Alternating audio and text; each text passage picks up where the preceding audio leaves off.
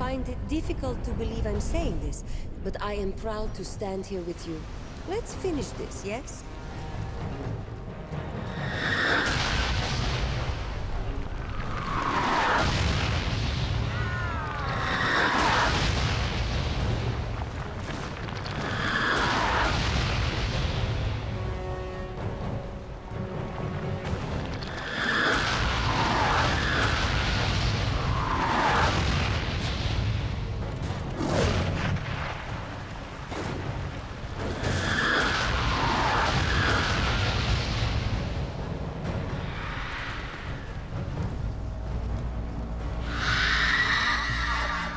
Sister, protect us! What is that thing?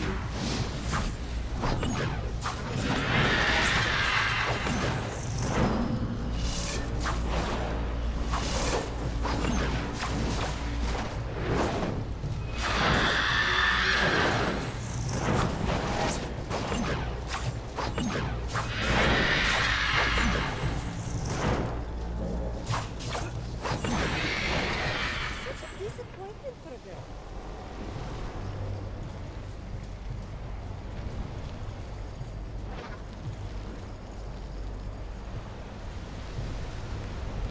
Jane Cassandra is close.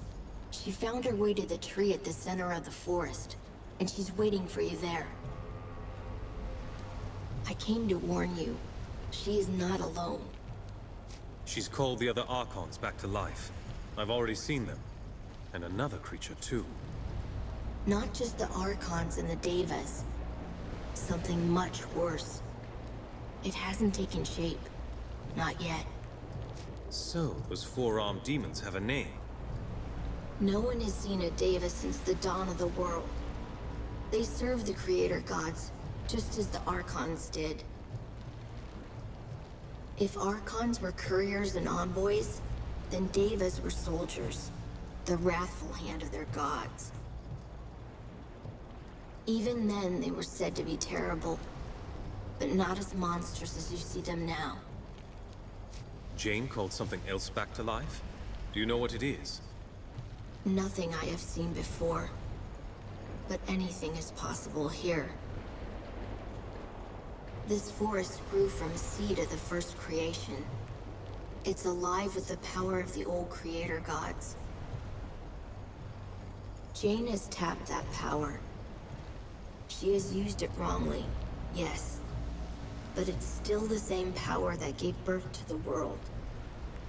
Limited only by her mortal mind.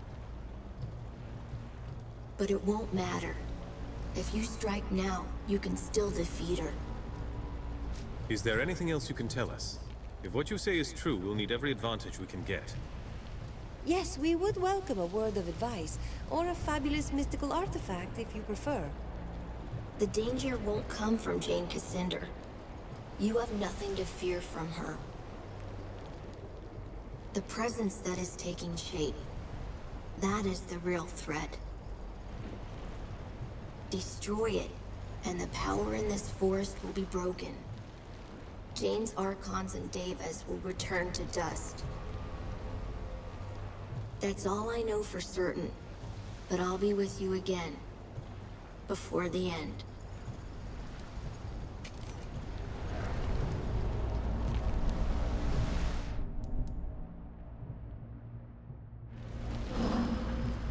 This place is coming apart at the seams. Hurry!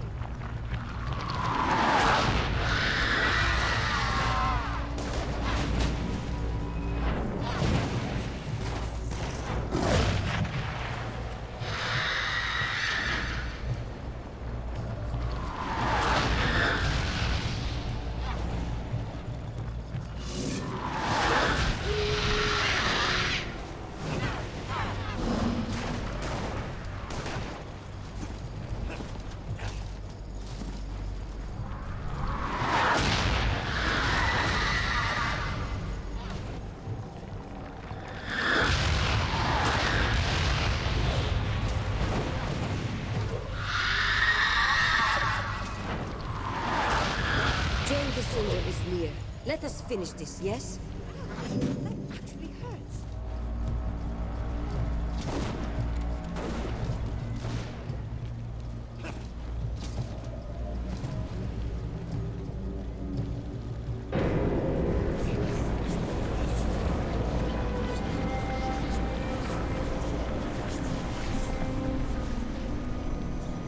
truth is, I have never seen... So you followed me here. You are stubborn. And I admire you for that. But you should never have come. I have restored the Archons to life, just as I promised. We defeated your Archons, and your four-armed demons, too. They're not going to save you. Here the old Legion fell, shattered by my hand. Do not presume that you can avoid their fate. The Archons are not all that has returned. The power of creation still lives in this grove, and anything can be born anew. Even the Creator Gods themselves. Something is taking shape. There, in front of the tree.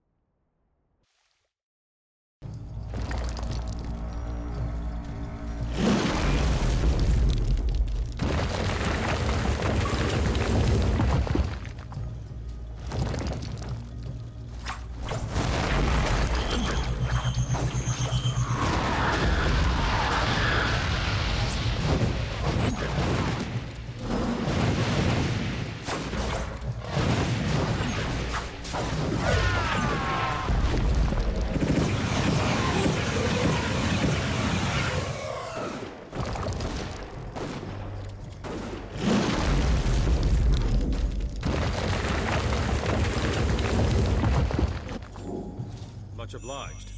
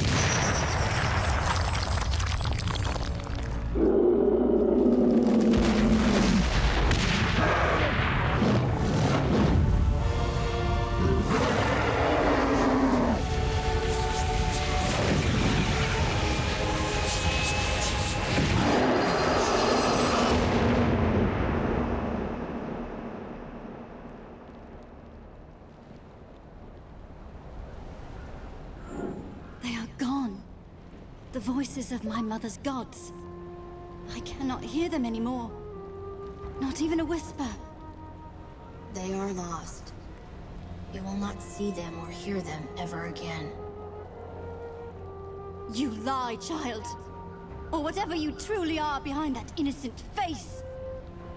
No, Jane Cassinder. I speak the truth.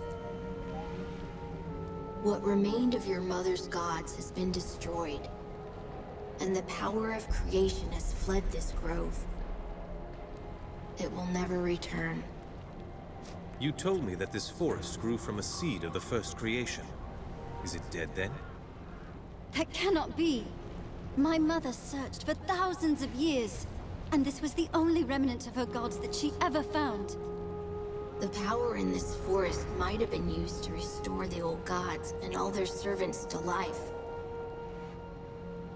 Not the twisted half-life that you gave them, Jane Cassinder. A true rebirth, as they were at the dawn of the world. But you called upon that power to destroy, not to create. You twisted the power of creation to your own ends, until all that was left was an empty shell, rotted from within. And now, it is gone. And the Archons I fought in the forest? The ones that Jane restored to life? Dead, wilted like blossoms, and scattered to the wind. When you slew the reborn god, all Jane's creations were undone. In time, the forest will recover. But it will be ordinary, no longer the Mornweald, with the power of creation at its heart.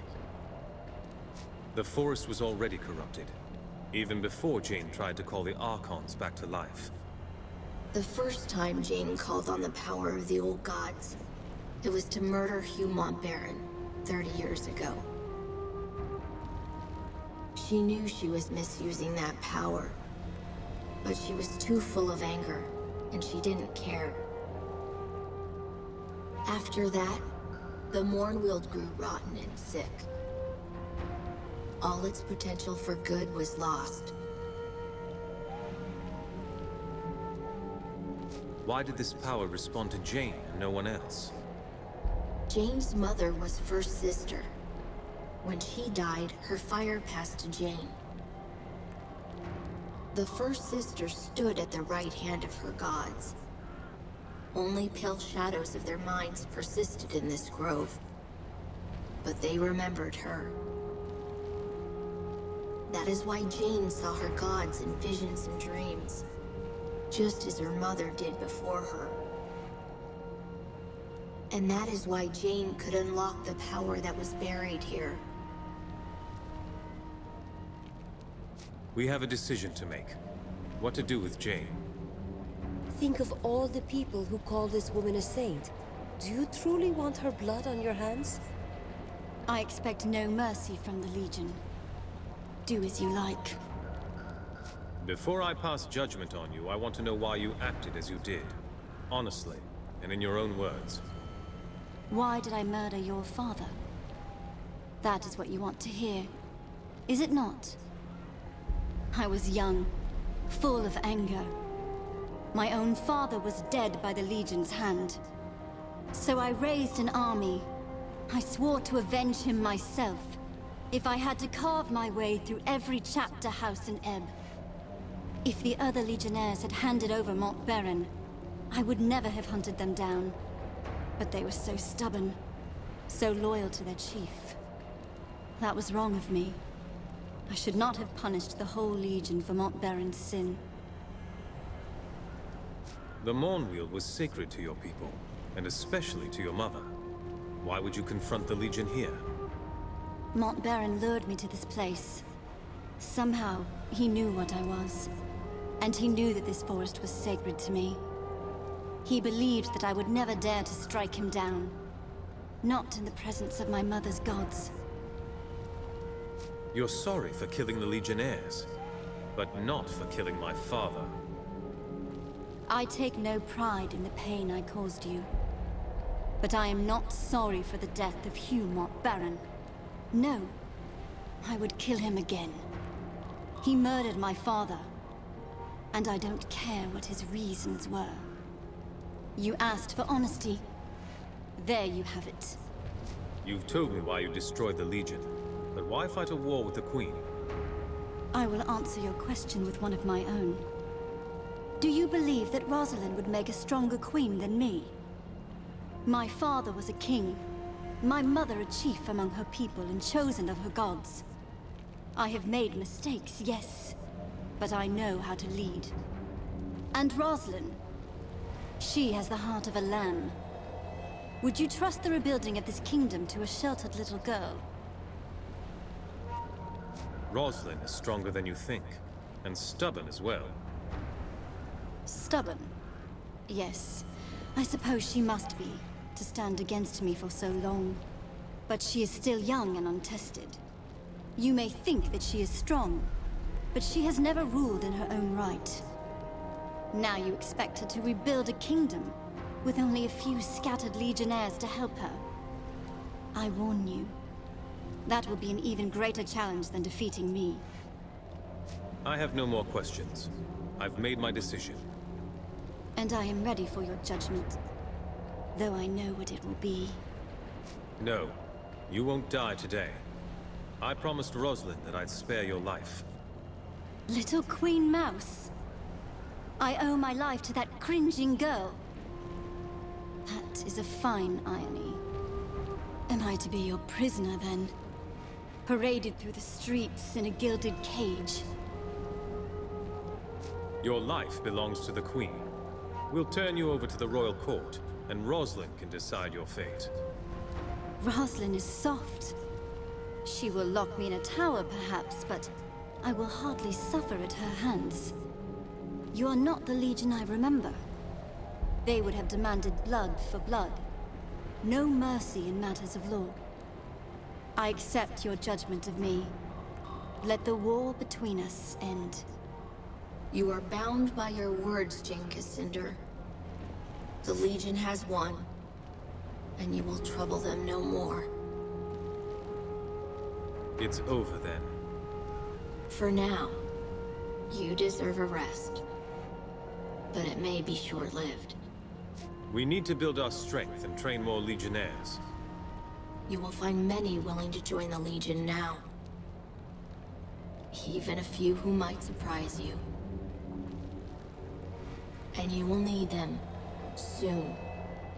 The country is still divided, and the Legion has many old enemies who yet live. But you've shown yourself to be fair, as well as strong. Whatever happens, the people of Ebb will stand behind you. We should leave this place, no? Our future lies far from here. We part ways then. I will be watching, and one day, I will see you again.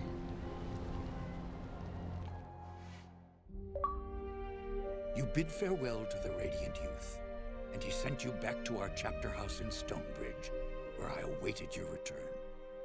In the weeks that followed, news spread of Jane Cassinder's defeat. Her army scattered, giving us time to rest and regroup.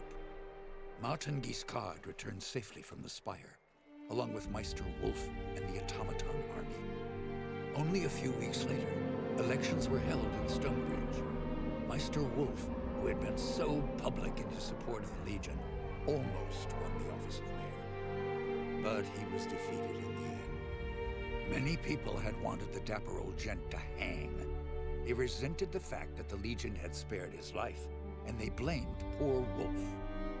After the humiliating events in the Foundry, Meister Castle was forced to resign as Guildmaster of Ironmongers. The Cyclopses negotiated a new contract for higher wages, and with the help of Meister Fiddlewick, formed a new workers' union. For the first time in 100 years, they were permitted to leave the Foundry and spend their newfound wealth in the markets and taverns of Stonebridge. Cyclopses are becoming an increasingly common sight in Stonebridge, and many believe that they will eventually take their place as equal citizens of the town. Archambault du Payen, formerly known as the Dapper Old Gent, proved a valuable addition to the Legion. His knowledge of Legion magic allowed us to retake control of the Sentinels that had long guarded our chapter houses and estates. But the Gent couldn't leave our chapter house without drawing an angry mob. His confinement started to drive him mad. So he returned to his beloved causeways beneath an endless sky, and he dwells there still. With the reopening of the Heroes Crypt, pilgrims returned to the Rukenval, and merchants followed. The following winter was harsh, just as Lazar Basili feared. But thanks to the trade from the south, the people of Ravensrill stayed warm and fed. When spring came, many more pilgrims arrived, and the town of Ravensrill grew wealthy again. Lazar and his people built a new stone wall around the town, and reclaimed their abandoned houses and farmsteads from the forest. It is a happy change of fortune for a long-suffering town. In his last letter to me, Lazar added one other piece of news. Gunderic Manor has a new mistress, a witch called Leona. The manor has become a gathering place for scores of Lescanzi witches, many of whom are apparently quite beautiful. Lazar reports that the young men of Ravensrill have also begun frequenting the manor, much to the irritation of their mothers and wives. Since the local men will not hear any talk of banishing the witches, it appears that Leona and her people have found a new home, which was perhaps what she intended from the start. Queen Rosalind abandoned Glitterdelve, embarking on a tour of all the cities and towns of the West, meeting as many of her subjects as she could. The Queen showed all the energy of youth, and I think she fully expects to reunite the country in a matter of months, not years. Reality may not be so kind as Lord Devonsey has tried to make her understand. In truth, the future of this country depends more upon what we decide. If she doesn't have the Legion behind her, the Queen is only a single voice, well-meaning though she might be. As for Devonsey himself, I think the man was impressed by your decision to spare Jane Cassinder, as the Queen had asked. When he last visited Stonebridge, he spent a great deal of time in our chapter house. I believe he might actually be willing to rejoin our ranks, if we choose to accept him. Rajani and her sisters returned to Stonebridge, quietly and carefully disguised. Jane Cassinder's defeat affected them deeply, though not in the way I expected. Their devotion to Jane was replaced by a deep admiration for your companion, Anjali. I think they saw in Anjali the leader they should have followed all along, and they have lately expressed a desire to join our ranks. I maintain my suspicion of any Archon who once followed Jane, but I believe that redemption is not impossible, even for them. Jane Cassinder was delivered into the hands of the royal court. Just as Jane herself had predicted, Rosalind treated her with compassion and respect. Perhaps the girl queen saw only Jane's royal blood, and she was desperate for some connection to the family she had lost. Jane was treated almost as a member of the court, a prisoner in name only. Many whispered openly that this was no justice at all. It was no surprise that it ended as it did. One morning, Jane Cassinder was found strangled in her bed, a noose around her throat. The noose, many said, that should have hanged her. Surrounded by men and women of the royal court who had suffered terribly at Jane's hands, it was impossible to find her killer. But that was not the greatest mystery of all. For Jane Cassinder had not been bound or restrained in any way. She should have been able to defend herself from her murderers, but she did not. As for the Legion, the rest of our story is yet to be told. We have a nation to reforge, a fellowship to rebuild, and old enemies who would see us destroyed. And we have questions to decide. Who will assume true power in Ebb if the nation is restored? And who will take the mantle of Grand Master? But these matters I leave for another chronicle and another time. Whatever happens, know that you will not face the future alone. The Legion will stand by you, always.